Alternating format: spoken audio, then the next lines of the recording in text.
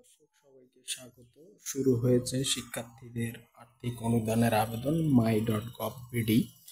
কারিগরি শিক্ষার্থীদের আর্থিক অনুদানের জন্য আপনারা এই প্ল্যাটফর্ম থেকে আবেদন করতে পারেন।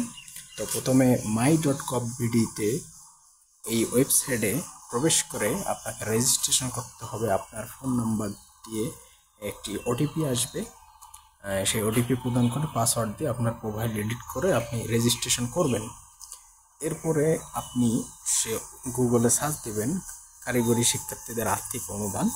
এটা সার্চ দিয়ে আপনি একটি ফর্ম পাবেন। এই ফর্মটি ফিল আপ করে আপনি জমা দিবেন আপনার নগদ নাম্বার, আপনার অভিভাবকের নামে বা আপনার নামে রেজিস্ট্রেশনকৃত নগদ নাম্বার দিয়ে আপনি আবেদন করবেন। আপনার সমস্ত তথ্য আপনি প্রদান করবেন, যে সমস্ত তথ্য চাওয়া হয়েছে।